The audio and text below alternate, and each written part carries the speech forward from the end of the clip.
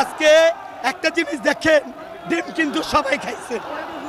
ডিম খাইছেন না ভাই? 15 টাকা খাইছেন। একটা ডিম 15 টাকা বাইজা দিছে। আজকে একালি ডিম 70 টাকা দা খাইতে হয়। তাহলে আমার দেশে আমি কেন 70 টাকা দা খাবো ভাই?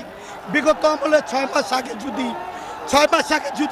আমি 40 টাকায় খাইতে পারি, এখন কেন 70 টাকা হইব? 1 কেজি চাল 70 টাকা, 1 কেজি মরিচের দাম 1000 টাকা, 200 টাকা মরিচ যাচ্ছিল। আপনি সেই সিন্ডিকেট ভাঙতে পারেন না।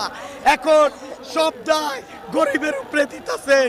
আমরা রিক্সা শ্রমিক মানুষ, আমরা খেটে খাই। আজকে 4 দিন ধরে ভাত নাই। আমার ছেলেটা মাদ্রাসায় পড়ে, মেয়েটা স্কুলে পড়ে। আমি তো কোনো দিন ওই মন্ত্রণালয়ের চাকরির আশা করি না। আমি সাধারণ জীবনযাপন করি।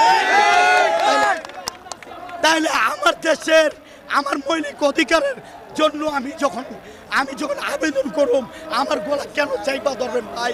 আমি এখান থেকে মুক্ত হতে চাই।